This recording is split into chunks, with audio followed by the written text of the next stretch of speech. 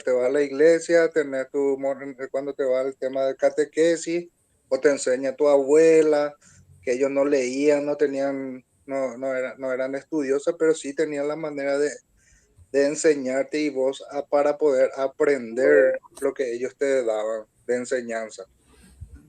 Profe, Sí, eso es aprendizaje. Muy bien. profe, podría ser como un conjunto de ideas, un corpus de ideas o de hipótesis que nos sirven para probar algo, para demostrar algo o como Sí. para llevar algo en práctica. Ujú. Muy bien. Vamos a tomar los dos pensamientos, las dos ideas que están puestas en la mesa. Tomamos de Santiago esto que decía, pueden ser un conjunto de ideas, de pensamientos, de una estructura de acciones que lo que pretende es justamente generar aprendizaje o tener un resultado que pueda ser demostrable, dice. Y sí, efectivamente, las teorías vienen a ser un conjunto de postulados. O sea, ¿qué son los postulados? Vienen a ser aquellos principios, aquellas ideas que inicialmente empiezan a realizarse, como bien decía también el compañero Cristian. Él decía, nuestros padres nos dieron un legado de aprendizaje y él comparaba un poquito esto con el desarrollo de la catequesis, del aprendizaje al interior de la religión, ¿verdad? Es decir, eran acciones que también hicieron nuestras abuelas con nuestros padres con nosotros y así aquello fue dándose. Bueno, eso sería una forma de transmisión empírica, o sea, basada en la experiencia, sin que justamente tenga esta mirada científica, por decirlo de alguna manera. En la teoría le tratamos de dar un poquito más de ciencia a todo aquello que empíricamente nos planteó Cristian y que científicamente nos presenta Santiago. Cuando empieza a decirnos son ideas, son conjuntos de acciones que se desarrollan y que generan un resultado determinado y cuyo resultado puede ser evidenciable, puede ser constatado a través de los hechos. Entonces, en este marco de referencia, podemos decir que las teorías son conjuntos de acciones que promueven un resultado determinado que pueden ser evidenciables y constatables en su concreción. ¿Sí? Eso en un marco global. Y sumado a lo que le planteaba un poquito el compañero Cristian, cuando le queremos poner el segundo, el adjetivo de teorías del aprendizaje o el segundo sustantivo que acompaña a este sintagma, y que es la palabra es aprendizaje, es cuando vemos que lo que vamos a estar haciendo, analizando el día de hoy, un conjunto de acciones que tienen ciertas características y ciertos procesos que buscan generar aprendizaje, o sea, que buscan generar que el estudiante se apropie de ideas nuevas y vamos a ver que para esa apropiación de ideas nuevas, que sería el aprendizaje nuevo de aquella información que viene y se incorpora a lo que nosotros ya sabemos y que nos permite avanzar en una construcción de saberes, allí es donde nosotros vamos a ver que lo que estudiaremos hoy son distintos caminos para generar aprendizaje. Yo omití pedirle la palabra a Gerardo a ver si él tenía alguna idea más con relación a lo que es una teoría del aprendizaje. No sé si hay alguna idea más aparte de la que ya mencioné que quieras expresar, Gerardo, o también Reinerio. Sí, como yo dije anteriormente, es la probable explicación de cómo uno aprende. Ah, entonces yo dije al revés, eras vos, Reinerio, perdón, Gerardo, el que dijiste eso y yo le atribuí a Santiago. No, no, profe, está bien. Reinerio y Santiago dieron sus opiniones. Ahora ya entiendo, Sí. ya entiendo, ya entiendo. Bueno, muy bien. Bueno, entonces entendimos en principio que las teorías del aprendizaje son todas aquellas ideas organizadas, estructuradas, que se desarrollan en el marco de un contexto educativo para generar un cierto tipo de aprendizaje.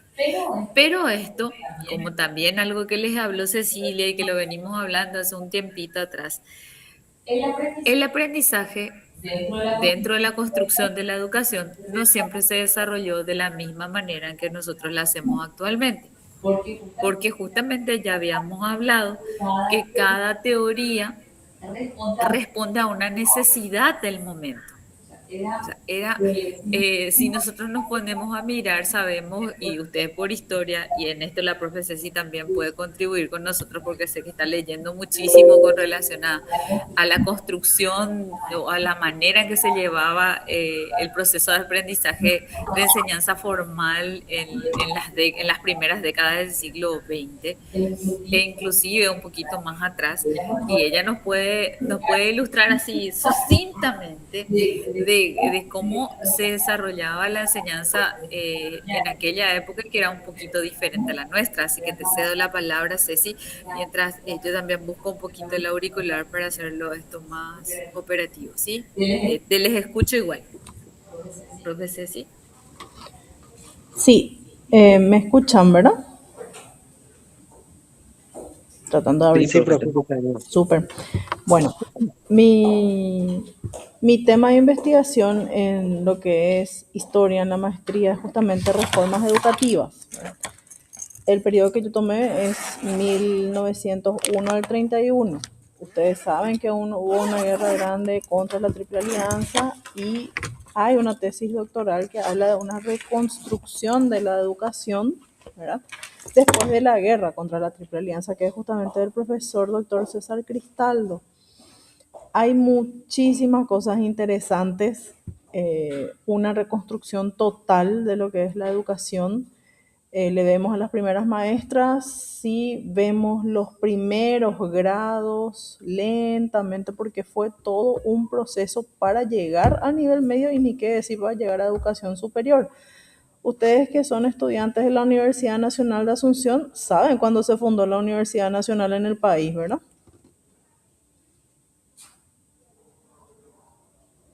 Sí, profe.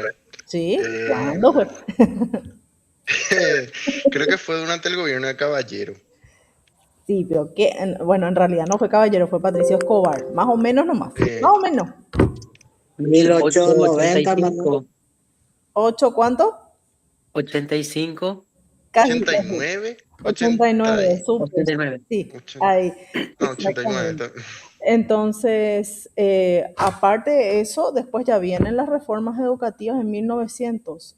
Sí hubo un intento, hay una reforma, por supuesto, ¿verdad? Que tiene que venir justamente de la mano después de la guerra contra la Triple Alianza, pero después de 1900 tenemos diversas reformas educativas, de la primaria y de la secundaria. De 1904, por ejemplo, le tenemos a Manuel Franco, que es el reformador principal representante. 1915 le tenemos a Riquelme, profesor Manuel Riquelme. 1922 al 24 le tenemos al más conocido de todos, que es Ramón Indalecio Cardoso. 1931 le tenemos a Justo Pastor Benítez. Y seguimos, ¿verdad? 56, después hay unas innovaciones en el 67, hasta que llega la última, que es la de 1992. Por eso les digo, es un proceso muy largo que va de a poco, ¿verdad? Y se van viendo, hay congresos pedagógicos, se hicieron dos grandes congresos pedagógicos también muy importantes, en donde yo hice una transcripción justamente de una clase de historia, ¿verdad? Que por supuesto era muy memorista todavía en ese entonces, 1903, para 1903 se presentó esa clase transcripta de historia, la presenta un profesor, ¿verdad? Y va mostrando cómo él enseñaba, ¿verdad? Y habían hablado del Día de la Independencia, de Juana de Lara y de todos los colores que también tenían que ver, el rojo, el blanco y el azul, ¿verdad? Entonces, es aportar un poco en ese aspecto, es muy interesante, ¿verdad? Pero como les digo, hay muchísima información detrás. Bien, entonces vimos nosotros que esta construcción que varía de acuerdo a las realidades también, que nosotros tuvimos que pasar eh, por la guerra de la Triple Alianza y apenas 4 décadas después o 5 décadas después más o menos ya estábamos de vuelta a los albores de otra, apenas nos estábamos reincorporando, apenas crecieron los hijos de quienes quedaron, ¿verdad? Y de vuelta a otra cruenta guerra, ¿verdad? O sea, nuestro país fue, ustedes saben mejor que yo todas estas consecuencias dentro de la construcción, si llevamos al punto del sistema educativo, ¿verdad? Pero independientemente de todo eso también, eh, en otros países se empezaron a trabajar procesos de desarrollo del aprendizaje. Y hoy vamos a estudiar una de las primeras teorías, si Dios quiere vamos a terminarlo la semana que viene, que vamos a estar refiriéndonos a la teoría del conductismo, que vamos a trabajar el día de hoy, y la semana que viene vamos a estar trabajando la otra teoría grande, que es la teoría del constructivismo. Ambas son teorías del aprendizaje. ¿Y por qué le pedimos a la profe Ceci que nos haga un recuento rápido así de todo lo que significó la evolución dentro de la reforma de la educación primaria y de la educación media en nuestro país? Porque, como les había dicho, cada evolución histórica, cada realidad sociocultural de cada país determina la manera en que se construye eh, el proceso educativo dentro de las escuelas. Y por más que en aquel entonces no tuviésemos la posibilidad de comunicarnos así como lo estamos haciendo ahora en la inmediatez a pesar de la distancia, en aquel entonces había una comunicación que se desarrollaba a través de los escasos libros que había, de las epístolas que se tenía, de las cartas, ¿verdad? Que se hacían llegar. Por conocimiento de ciertos gobernantes que iban a otros países, se iba conociendo un poco la evolución del desarrollo educativo. Voy a compartir con ustedes un material en el cual se nos trata de explicar los principales aspectos que tenemos que tener en cuenta con esta primera teoría del aprendizaje. Esta primera teoría del aprendizaje es súper interesante porque es la primera que tiene una estructura relativamente organizada, en donde hay pensamientos que verdaderamente son perennes hasta la época actual. O sea, fue tan potente la construcción de esta teoría y fue tan valiosa fue tan valioso su aporte y fue tan consistente su afianzamiento de las ideas que presentaba, que hasta hoy día la seguimos trabajando y que incluso tiene ya un ropaje nuevo, ayornado a las últimas exigencias, y vamos a ir viendo por qué digo esto, ¿verdad? La primera parte de la teoría del aprendizaje, como les decía, hace referencia un poco a la evolución de cómo se fueron dando, ¿qué cosa? Estas construcciones. Dice, constituye una serie de principios y de procesos enfocados al desarrollo de las potencialidades humanas. En este caso, nosotros al hablar de potencialidades humanas estamos generando todo aquel pensamiento que posibilita el desarrollo del aprendizaje, que era lo que ya habíamos hablado antes de poder ver la diapositiva. Y aquí tenemos un dibujito que la próxima clase, cuando vengamos a la presencialidad, vamos a observar un poquitito. En la vida real. Bueno, entonces quiero que me describan un poco ustedes qué están viendo en este gráfico. ¿Qué cosas les llama la atención de este gráfico? El profesor computarizado. El profesor computarizado, bien. ¿Qué más?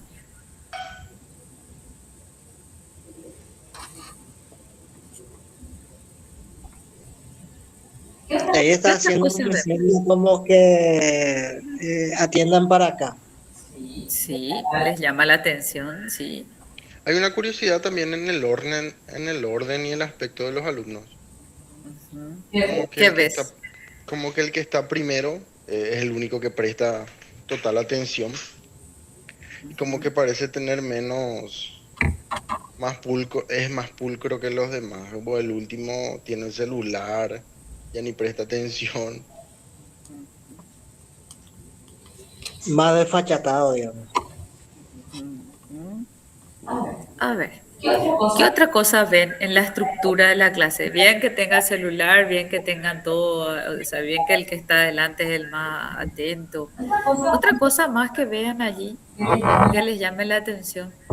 La forma de enseñanza es que el profesor es el que dirige la clase, el que da el conocimiento, Sí. teniendo en cuenta que su cerebro o su cabeza se toma como una fuente de sabiduría que le da observancia y da la manera de que los alumnos le presten una atención. Bien. ¿Qué más? Hay como ciertos niveles ahí en los alumnos, profe, porque están en escalones diferenciados, digamos. Bien. Muy bien, muy bien. Están como en una tarea, en una especie de gradería, pareciera, ¿verdad? Bueno, muy bien todo lo que mencionaron, muy bien todo lo que interpretaron desde la perspectiva de que cada parte de este dibujo es una parte simbólica, ¿verdad? Porque el tema de ubicarse de esta manera en los asientos no es una utopía, o sea, no es una fantasía, no es algo que se creó nomás. Acá en la propia facultad tenemos una sala que todavía tiene esta estructura. Es más, todavía tiene la pequeña tarima que también tiene el lugar del profesor. Entonces, esto es lo que vamos a estar viendo juntos también, en lo posible que nos permitan después ver esas salas de clase, ¿verdad? Para que ustedes puedan apreciar de manera vivida todo esto. Bueno, me dijeron también que el profesor ahí con cabeza de computadora, para ustedes les da la pauta de que el profesor es quien procesa la información y quien va a transmitir a los alumnos y quien demanda la atención por parte de ellos, ¿verdad? De los estudiantes. Vemos también que cada estudiante tiene una posición distinta y les pregunto, en la posición en la que ellos están sentados y en la posición en la que está el profesor, ¿va a existir la posibilidad de que el profesor vea a todos sus estudiantes al mismo tiempo? Sí, por la forma Sí, en que están ubicados, sí, sí. sí. Y ese es un punto estratégico dentro del conductismo. O sea, nosotros tenemos que saber que el conductismo más o menos empezó allá por 1930 y con unos postulados muy interesantes, ¿verdad? O sea, tuvo su máximo esplendor alrededor de los 50, 60, 70. Y después viene un tiempo también de decadencia de esta construcción del conductismo. Recuerden en sus mentes el gráfico que han visto porque vamos a ir aprendiendo más con relación a eso en la medida que vayamos refiriéndonos a la teoría, perdón. Precursores del conductismo. Tenemos el condicionamiento operante y el condicionamiento, bueno, tenemos condicionamiento clásico, tenemos a Iván Pavlov, tenemos a Skinner, que son dos representantes muy interesantes. Uno que es el pionero un poco de empezar a experimentar con ciertos elementos, que es justamente Pavlov, y Skinner también que empieza a realmente darle, como Skinner ya era un psicólogo también muy vinculado con la educación, él empieza a organizar la teoría. Hablando un poco de un condicionamiento operante. Pablo nos habla de un condicionamiento clásico y Skinner nos habla de un condicionamiento operante. Y vamos a ver un poco en cómo se trabaja todo esto. El condicionamiento El condicionamiento clásico lo empieza a trabajar Iván Pavlov diciendo, por ejemplo, que ocurre cuando a un perrito constantemente nosotros a la misma hora le damos de comer en el mismo plato y en las mismas circunstancias. ¿Qué ocurre con este perro cuando escucha ciertos sonidos? Por ejemplo, se va a abrir la puerta de la casa para poder salir la persona que le va a poner el alimento y él escucha el sonido de la llave. ¿Con qué va a asociar ese sonido de la llave? Con la Bien, comida, La pues. frustración de la comida. Con la comida. Entonces ya todo su ser está en función de lo que va a recibir, ¿verdad? Entonces, lo que nos habla justamente Pavlov es que nos dice que existen ciertos estímulos que hasta son involuntarios para nosotros los seres humanos y que lo asociamos con ciertos hechos. Y eso hace que nosotros ya condicionemos nuestra conducta a esas realidades que las vamos a ver. Sin embargo, Skinner dice, tomando las ideas de Pavlov, él toma y dice, existe un condicionamiento operante. ¿Qué significa el condicionamiento operante? Que cuando realizamos ciertas cosas, también pensamos en sus consecuencias y en base a eso nosotros hacemos o no hacemos algo, tomamos la decisión de hacerlo o no. Por eso él decía, el condicionamiento operante ya es cuando el ser humano decide realizar una acción o realiza una acción, pero también tiene en cuenta las consecuencias que eso le provoca, ¿verdad? Entonces, por ejemplo, un alumno o una persona, un niño que tiene así como ese condicionamiento de sus padres en algo. Yo, por ejemplo, por decirlas así rápido y mal y pronto, ¿verdad? Yo era una persona, cuando pequeñita era muy nerviosa, me contaba papá y yo en cierta manera lo recuerdo también, ¿verdad? Que yo me enojaba y zapateaba. O sea, golpeaba mis piernas y no, ¿verdad? Es el famoso berrinche. Y una vez recuerdo que mi papá me dijo, y me dijo en guaraní, cuando me retaba en guaraní yo ya sabía que era así, terriblemente malo lo que se venía, ¿verdad? Y entonces me acuerdo bien que me decían, Nemita cuñadí, esa patea yo ya muy clavos de pubupe, ¿verdad? Y ese fue el Baipa Haiteche de Guaná, ¿verdad? Yo nunca más volví a zapatearle a mi papá porque entendí que el volver a hacer eso de enojarme y empezar a zapatear todo, podía llegar a tener esa consecuencia. Tal vez no lo iba a hacer, no lo sé, pero era ante la duda, era la omisión nomás, ¿verdad? O sea, era mejor no hacerlo. Y eso es lo que nos dice, nos va diciendo un poco Skinner en el condicionamiento operante. Aquello que, o ya hiciste algo que no te salió bien. Por ejemplo, el famoso, una vez nomás el niño va a tocar, pero que cuando los niños quieren tocar la velita del santo que está prendido, se va, no toques porque te va a quemar, no toques porque te va a quemar, pero en una de esas tocó, se quemó y nunca más lo va a volver a hacer, ¿verdad? O sea, ese condicionamiento ya quedó ahí, porque él ya sabe que al hacer eso, que tantas veces le dijeron que no haga, le produjo dolor, ¿verdad? Y es un poco este condicionamiento operante también el que se trabaja en la escuela, ¿sí? Se empieza a trabajar con él, con el tema de condicionarle para realizar tales o cuales acciones que hacen que después se condicione la conducta del estudiante. Y en esa construcción dentro del conductismo se promueve el respeto a las personas, se promueve la obediencia. Y se promueve también el seguir, y estoy hablando de la época floreciente del conductismo, ya no tanto de la fotografía que habíamos visto, porque ahí ya habíamos visto que no todo, que ya teníamos celular y demás, en 1930, 40, 50 nadie tenía celulares, ni existía, ni pensábamos, ¿verdad? Apenas teníamos algunos libros. Entonces, existían... en aquel entonces también asocian mucho ciertas prácticas un poco difíciles, que era la repetición dentro del aula. Por ejemplo, aquel que hablaba tanto decía, no, debo interrumpir al profesor cuando explica. Y el repetirlo 100 veces escribiendo eso en la pizarra, que es una idea que siempre es muy recurrente, por ejemplo, en la película de Los Simpsons. Cuando Los Simpsons está por empezar y él se nota que él está en la escuela y está escribiendo en la pizarra y siempre termina diciendo una frase así como, debo respetar a mis mayores, jaja, se termina riendo, ¿verdad? Es una sátira que justamente se hace con relación a Skinner, porque justamente el director de la escuela de Los Simpsons tiene ese apellido, ¿verdad? Entonces Ca- cuando... Profe, cada vez Sí, que empieza hay una frase diferente de sí, Bart en la pizarra. sí. Y siempre esa frase de Bart es absolutamente lo contrario de lo que él hace.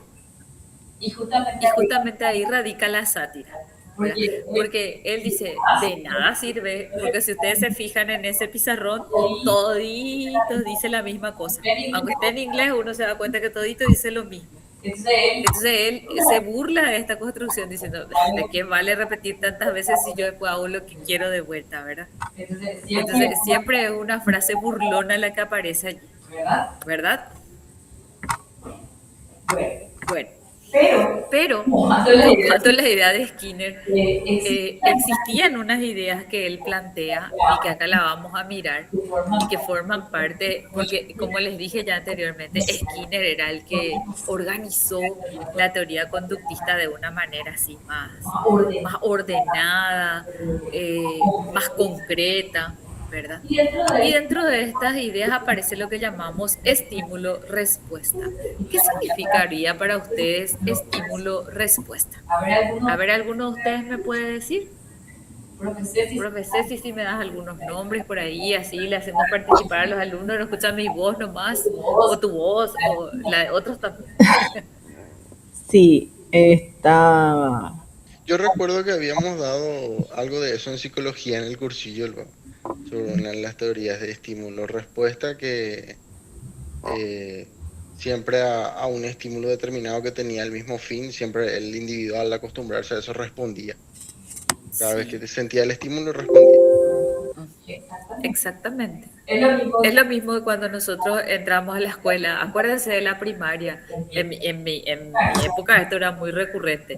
Entraba a la escuela, entraba el profesor y decía, buen día queridos estudiantes. Y decía, buenos días, profesor, ¿cómo está usted? Bien, decía el profesor o la profesora, ¿verdad? Y usted, bien también, profesora. Era así como una máxima que Siempre estaba, cantado. sí, que estaba ahí bien construida y era así, era el estímulo de salud y la respuesta de los estudiantes, así literal, ¿verdad? Entonces, también tenemos que otro de los elementos que se trabajaba mucho en el conductismo era el ensayo y el error, ¿verdad? Por ejemplo, cuando se dictaban las oraciones, y nosotros nos equivocábamos, porque antes se hacía mucho dictado, porque no teníamos todos los cuadernitos ya preconfeccionados como ahora se tiene, ¿verdad? Eran otros tiempos y nos dictaban las oraciones y después se nos corregía, ¿verdad? Desde primer grado nosotros estábamos acostumbrados a que se corrija. Y voy poniendo esos ejemplos porque son ejemplos concretos de aula, son ejemplos que se desarrollaron dentro de esta teoría y que lo fuimos viviendo aquellos que tenemos un poquito más de edad, ¿verdad? Entonces, en esta construcción del dictado, lo que hacíamos era esto, el ensayo y el error, ¿verdad? Generalmente el dictado venía sobre todo después de haber estudiado una letra. Vi que ahora se vuelve a usar el libro de lectura semillita en el primer grado, ¿verdad? Y ahí recuerdo que estaba Emma, ama, mamá y esas cosas, ¿verdad? Y entonces después Emma pela el pomelo, me acuerdo que eran así cuando estudiábamos la P. Y entonces estudiábamos las letras y después venía el dictado. Era como un refuerzo. Pero este dictado también era parte del ensayo y el error. O sea, nos dictaban, nos equivocábamos, nos corregían, ¿verdad? Descubrían nuestros errores y en base a esos errores venían estas repeticiones. ¿Por qué se hacían las repeticiones? Porque era importante desarrollar la memoria. O sea, acuérdense que no teníamos toda la realidad que tenemos ahora de hacer un clic y encontrar la respuesta de lo que buscamos, sino al contrario, o sea, la memoria era el elemento más fuerte de vínculo con el pasado que se estaba teniendo, o sea, la memoria viva, ustedes lo saben mejor que yo, estudiantes de historia, ¿verdad? Y entonces era un poco con lo que se contaba en aquella época, la memorización a través de la repetición y el aprendizaje a través del ensayo y la respuesta, el ensayo y el error, y se reforzaba siempre con el estímulo-respuesta, o sea, siempre estábamos trabajando con todos estos elementos. Y ahí dice, para el logro de la modificación de la conducta observable, lo que constituye el aprendizaje. Acá hay un punto esencial. Ustedes me dijeron hace rato que cuando estaban los alumnos sentados así como como en unas graderías, le permitía al profesor observar a todos. Porque la primera cosa que tiene el conductismo dice, yo no puedo presuponer el aprendizaje de la persona porque no veo lo que ocurre en su cabeza. O sea, yo no le digo a Cristian, me vas a sumar 10 más 10 y veo que en su cerebro se está procesando un 10 y aparece otro 10 y se suman y me forma el 20, ¿verdad? O si tuvo un error me va a poner 18 y veo todo eso que ocurre en su cabeza. No, no tengo esa posibilidad. Entonces decían los conductistas, acá tenemos que irnos por lo que vemos. ¿Sí? Entonces ellos decían que la modificación de la conducta era la señal más clara de que se genere aprendizaje. ¿Cómo veíamos esto? A través de los ensayos y el error. O sea, yo le enseño a sumar, le pongo una serie de sumas, él va desarrollando las sumas, en las primeras se equivoca, en las siguientes ya no, y los resultados de esos ejercicios me demuestran que él ya aprendió a hacer el proceso de suma, o el proceso de resta, o el proceso de la escritura, del uso de las letras, o el proceso de la lectura. ¿Sí? Yo puedo decir que hubo aprendizaje una vez que observé que del error se pasó a la certeza a través de la elaboración o de la construcción o del desarrollo de la información que se estaba aprendiendo. ¿Me están entendiendo todo esto? Sí, profe. Sí, profe, sí. Bien, entonces vemos que Burroughs Skinner tiene dos principales aportes, que eran los que hablábamos, planteando dos tipos de condicionamiento que habíamos visto ya, que se basó, porque él habla también de las clásicas, del condicionamiento clásico, porque se basó en las investigaciones de Pavlov. Y él decía que era un reconocimiento importante hacerle a Pavlov entender que los seres humanos siempre tenemos como ese estímulo o sea, ¿cómo decirle? Esa característica de tener una reacción innata a ciertos estímulos. Ustedes saben, ¿alguna vez les pasó que cuando estaban durmiendo y a veces parece que las piernas se le va como que se van a caer en un precipicio y se estira la pierna y nos despertamos allí porque qué fue lo que pasó y pensé que me iba a caer o soñé que me iba a caer o algo así? ¿Alguna vez les pasó eso? Una reacción involuntaria, ¿verdad? Involuntaria, sí. Calambre, profe, directo. Involuntario. Involuntario también, ok. ¿Verdad? Pero eso se da así porque la mente recuerda algunas cosas. Eso que les decía que así como que se va la pierna.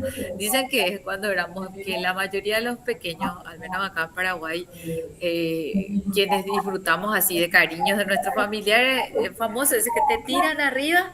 Te tiran así y te vuelven a tomar, ¿verdad? Y vos tenés un sustito, ¿verdad? Dice que eso queda grabado en nuestro subconsciente y que esas reacciones, así como que a veces parece que se nos va la pierna y que nos vamos a caer, es un poco cuando nuestro cerebro está trayendo en recurrencia esos recuerdos, ¿verdad? Está evocando esos recuerdos.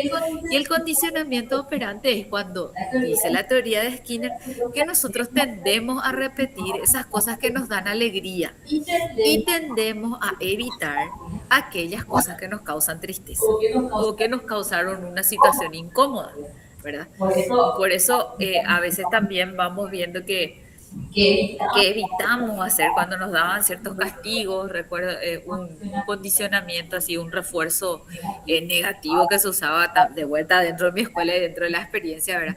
Cuando a veces los compañeros se portaban mal, se les ponía en la esquina contra la pared, ¿verdad? O sea que tenían que mirar la pared y estar ahí, y nosotros todos ahí, haciendo ruido porque el compañero estaba ahí, ¿verdad? O sea, como les dije, siempre les recuerdo a a mis compañeros del quinto grado que un día no El pudimos peor salir. castigo es que vos tenés que ir a arrodillarte en la dirección y justo en la dirección todito te ven. Ese era, o sea, frente a la dirección, no es lo ni en la dirección, frente a la dirección. Eso eran castigos también de aquella época, ¿verdad? Pero era para reforzar justamente este condicionamiento operante, porque vos te vas a acordar de esa situación y nunca más vas a volver a querer hacerlo, ¿verdad? O sea, esa era la misión de esas acciones, ¿verdad? Sí, como yo Sí, les decía, la verdad que nunca me olvidé, o sea, porque fue la única vez que yo no fui culpable y cuando eso fui castigado. Y cuando fui culpable no fui castigado. viste que aprendiste cómo ocultar tus fechorías, por eso no te castigaron más. Qué bárbaro, esas confesiones son de fuertes declaraciones, ¿eh? Bueno, y bien, como decíamos, y así muchas cosas se nos fue sacando porque no quisimos volver a pasar por esa circunstancia, ¿verdad? Evitamos, inclusive de grandes ya, ¿verdad? O sea, aquel que llegó tarde a su trabajo y le hicieron una amonestación o le dijeron, mira, o le hicieron un descuento directo, así que peor todavía, ¿verdad? O vemos tu nombre ahí donde dice, profesores que faltan entregar su planeamiento y encontrás tu nombre ahí, o sea, yo no voy a volver a pasar por esto, ¿verdad? Entonces, existe todos esos condicionamientos, a eso le llamamos condicionamiento operante, que antes, y a la inversa también, ¿verdad? O sea, cuando vos te esforzaste por algo y ves el reconocimiento y ves tu nombre en una lista en donde se le reconoce el esfuerzo a la gente, eso hace que uno quiera repetir esa acción, ¿verdad? Porque se sintió bien, porque le dio agrado, ¿verdad? Entonces vemos que esos elementos también son favorables. Hasta ahora se usa de repente en la escuela. Suelo ver que mis sobrinitos, mi sobrinita traen carita feliz o estrellitas y están todos felices con esas estrellitas, ¿verdad? Y son cosas que a ellos les estimula, que quieren volver a vivir y pasar la experiencia, ¿verdad? Bueno, y acá teníamos un poco lo que habíamos hablado hace un ratito de la clasificación de los refuerzos y los conceptos, ¿verdad? Tenemos los reforzadores positivos, que eran los que dijimos que nosotros necesitamos de justamente fortalecer porque nos gusta lo que fuimos sintiendo, ese aprendizaje, esa cosa que hicimos fue muy valiosa y la queremos volver a repetir. Con los reforzadores negativos encontramos eso que no queremos volver a pasar, ¿verdad? Porque nos va dejando un poco una sensación de cierto desagrado. El reforzamiento continuo, dice, esto hace referencia a un estímulo constante, es decir, siempre que surja una respuesta favorable, una conducta deseada, se la reforzará positivamente. O sea, siempre que reconozca nuestro esfuerzo, siempre que, yo recuerdo antes, siempre cuento, estaba en la escuela y llevábamos los sellos de felicitaciones en la dirección, mi papá siempre nos premiaba, ¿verdad? Entonces nosotros nos esforzábamos muchísimo por llevar ese. Papá no era de eso que a veces ahora dicen, no, ¿por qué le tengo que reconocer si es su responsabilidad? No va a aprender, ¿verdad? No, a nosotros los sellos eran bien vistos en la casa, ¿verdad? Así que era un poco lo que a nosotros nos estimulaba para tratar de traer siempre el sello de felicitaciones de la dirección. Y el reforzamiento intermitente, aquí la conducta deseada es reforzada con cierta frecuencia. O sea, cuando el profesor se da cuenta que el alumno decae, como que no está haciendo lo mejor, viene alguien o sea, viene el profesor y le vuelve a dar algún estímulo, le orienta, le dice qué está pasando. Y a veces a todos nos hace falta eso, ¿verdad? Porque no todos tenemos el espíritu de aprendizaje así al 100% siempre, ¿verdad? Sino que a veces decaemos y necesitamos que alguien te hable y te diga y te reconozca tus valores, reconozca tus esfuerzos, y desde ahí pareciera que volvemos a tomar ese impulso nuevamente. Y a eso llamamos los reforzamientos intermitentes, ¿sí? Bueno, los procesos didácticos para Skinner. ¿Alguien quiere leer esto para que no hable yo solamente? A ver, muchachos. Sí, profe. Los procesos didácticos para Skinner. Sí. Skinner define la enseñanza como la ordenación de contingencia y de refuerzo bajo los cuales cambia la conducta. Esto se refiere a que el docente debe planificar apropiadamente todas las actividades de sus alumnos. En este marco, también el docente debe tener una amplia gama de reforzadores de manera más apropiada para el logro de los objetivos propuestos. Acá ustedes tienen que recordar que el estímulo-respuesta es la base del conductismo. Los reforzadores, otros de los elementos. Entonces, y que el resultado del aprendizaje tiene que ser observable. Eso es otro elemento que no hay que olvidar nunca a la hora de hablar del conductismo. Y los principales creadores de la planificación, si hoy le tenemos que echar la culpa a quienes crearon las planificaciones del aula, le tenemos a los conductistas. Ellos fueron los que dijeron, bueno, si yo quiero generar un aprendizaje en mi estudiante, yo tengo que tener exactamente bien preparado, como lo que quiero es trabajar estímulo, respuesta, refuerzo, memoria, reforzadores, ¿verdad? Repeticiones. O sea, yo no puedo estar improvisando, yo tengo que organizar muy bien, conociéndole a mis alumnos, tengo que organizar muy bien las actividades de aprendizaje que voy a generar. ¿Sí? Entonces es ahí donde aparece toda esta construcción de escribir lo que se va a hacer dentro del aula.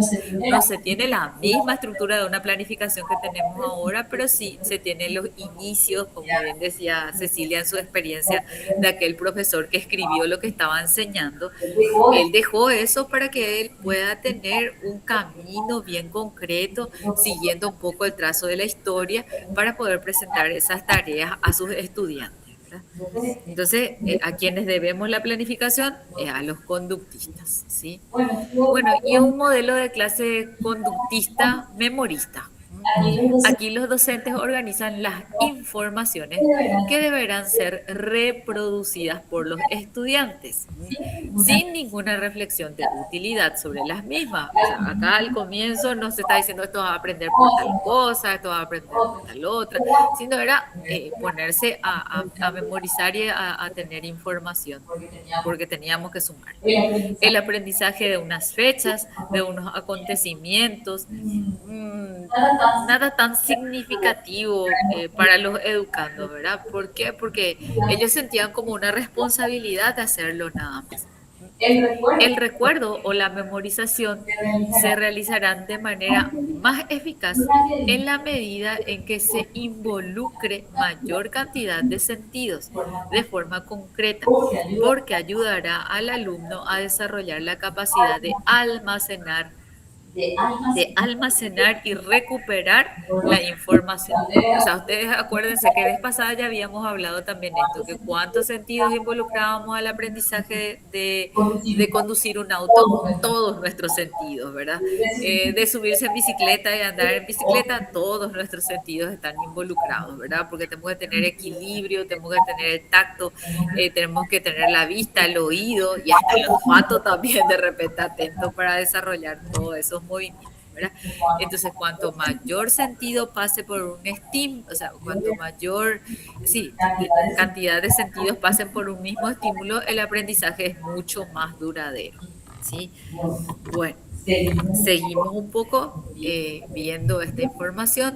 La instrucción programada. Skinner fue el primero que pensó así, de decir, nosotros podemos generar, él fue el que fue el precursor de una máquina que él le llamó maestro en casa, ¿verdad? En el sentido que él armó como una especie de máquina de escribir con ranuras, y él experimentaba mucho con su hija. Y le decía a su hija que cada hora, que cierta hora en el día, ella tenía que meter allí en esa máquina un resultado de unas sumas que se les daba, y esta máquina le tenía que corregir si estaba correcto o no. Si estaba correcto, le sonaba así como una musiquita de alegría, y si estaba incorrecto, le sonaba como una música fúnebre, así como ese del chacal más o menos sería ahora, ¿verdad? Para nosotros, pero para ellos era una música así como fúnebre, la que le salía diciéndole que tenía que seguir intentando, ¿verdad? Entonces, ¿De qué época es tu profe? esto es de La teoría, digo. 1930, 40, 50. En 50 logras un máximo esplendor, ¿sí?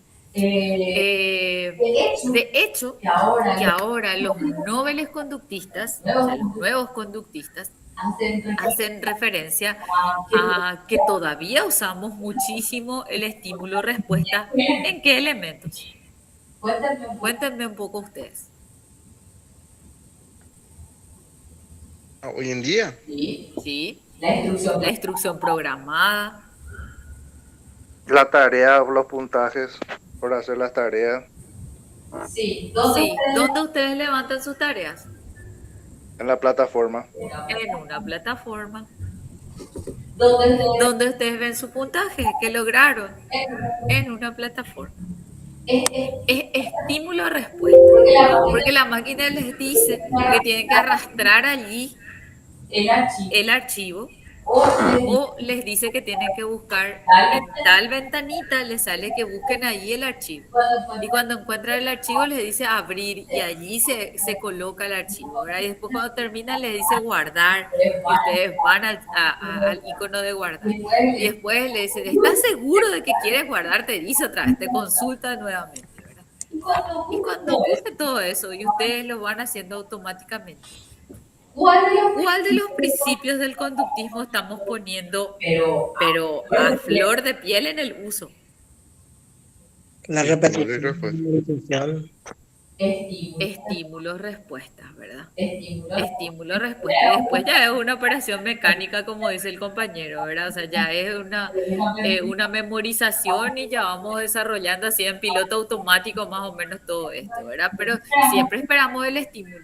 Si por ahí queremos subir la tarea y ya no nos salió el icono de donde diga subir, entendemos nosotros que ya se cerró, algo pasó, hay un error en mi plataforma y busco ayuda, ¿verdad? Entonces, ese estímulo a mí me indicó que yo no estoy pudiendo alzar mi tarea. O sea, no le puedo dar la respuesta porque no me indica que ya no tengo el espacio suficiente. O sea, ya no me generaron el espacio. Entonces vemos que efectivamente esta teoría del conductismo es una teoría que todavía la seguimos utilizando y cada vez más.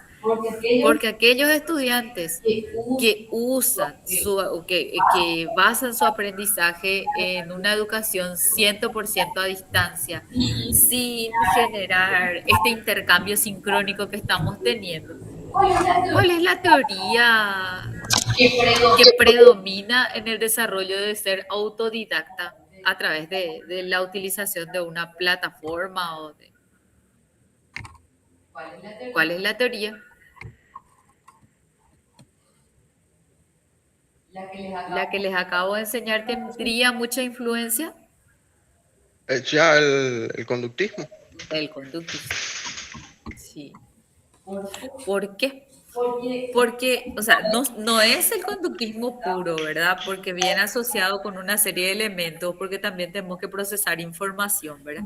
Pero gran parte de las cosas que hacemos dentro de esa estructura, de ese tipo de enseñanza, es del conductismo, como el del estímulo-respuesta, como el de la repetición, en volver a leer y hacer resúmenes y demás.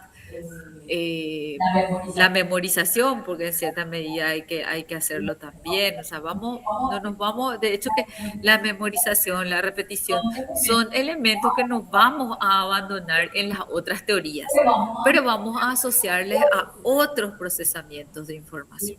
¿Sí? Bueno, pregunto, ¿quedó todo claro hasta aquí? Profe, Sí, adelante. si algo llevé aprendido así es que prácticamente yo al menos creo que todos nosotros acá nos criamos con ese tipo de educación del conductismo, porque yo en la escuela, en mis primeros grados de escuela, fue completamente así. Sí, sí.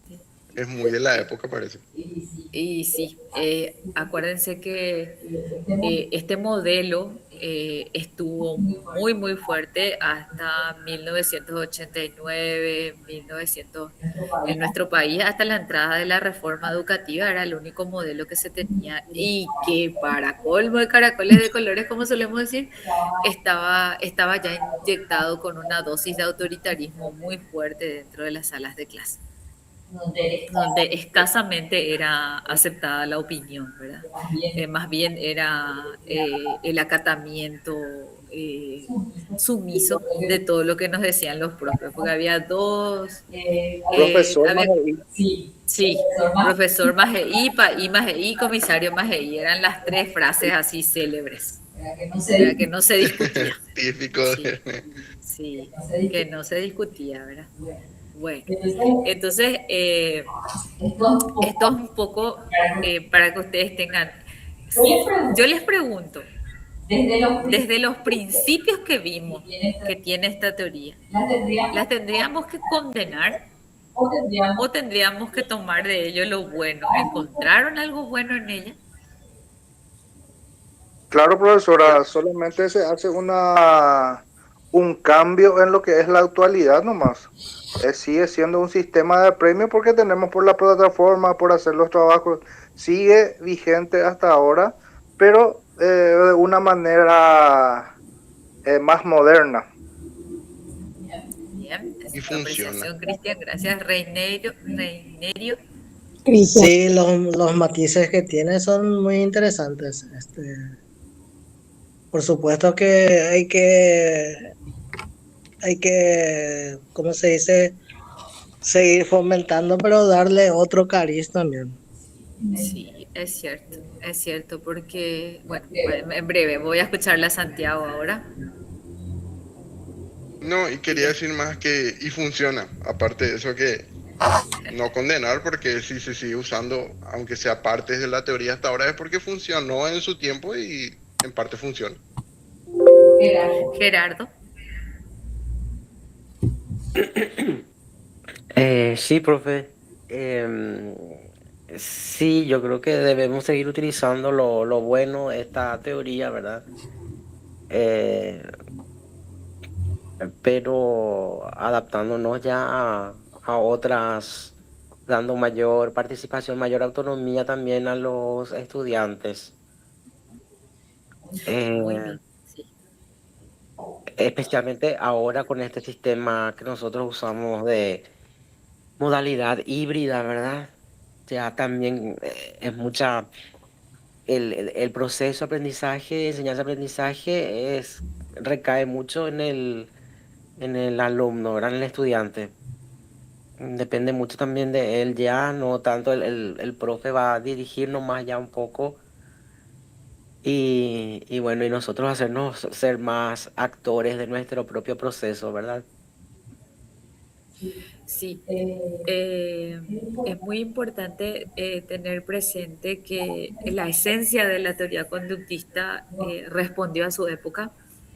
Eh, la disciplina era un elemento muy importante también en aquella época, por eso la mirada a los mayores también era un factor de respeto muy importante, que actualmente estamos con ese déficit dentro de las instituciones educativas, hay como un avasallamiento desde muchos frentes y el profesor ya no tiene la misma, no les digo el autoritarismo porque el autoritarismo no es bueno en ninguna teoría.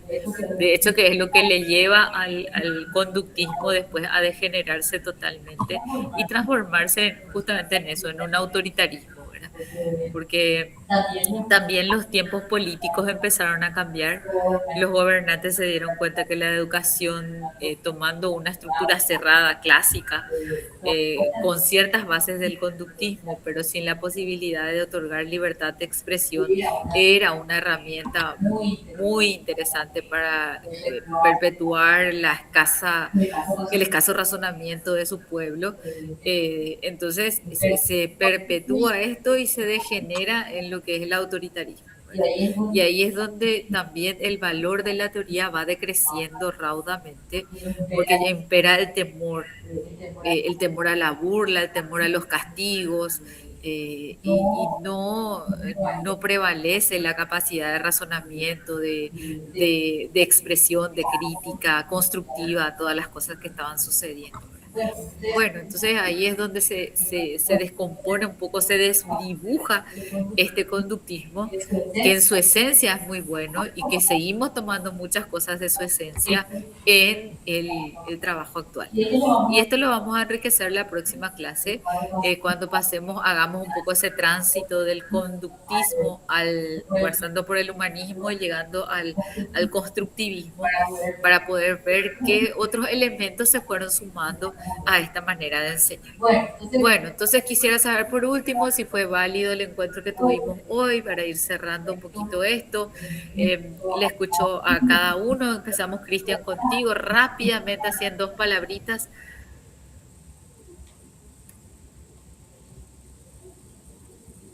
¿Hemos aprendido algo hoy, Cristian?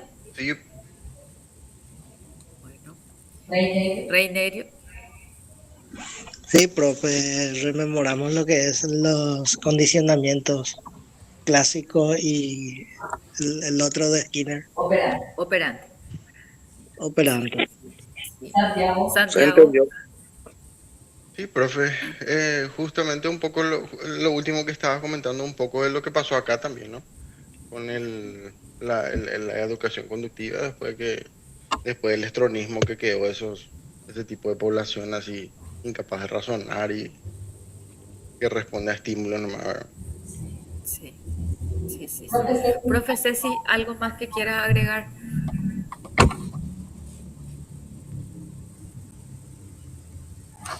Y la verdad, profe, que creo que está todo muy claro. No tengo nada que agregar. Acuérdense que el conductismo tiene un ropaje actual. Le dieron nuevas herramientas, ¿sí? No se olviden de eso.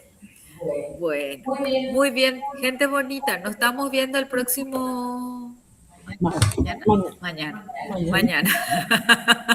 Mañana vamos a seguir con el proceso de trabajo, ¿sí? Bueno. Entonces estamos en comunicación. Un gusto. Hasta la próxima. Gracias, Buenas profe. Hasta la Muchas noches. gracias. próxima, Gracias, profe. Muy gracias. buenas Chao, chao. noches. Buenas noches. Buenas Chao, chao. noches para la profe Cecilia también. Buenas noches para todos. Chau, Buenas chau. noches.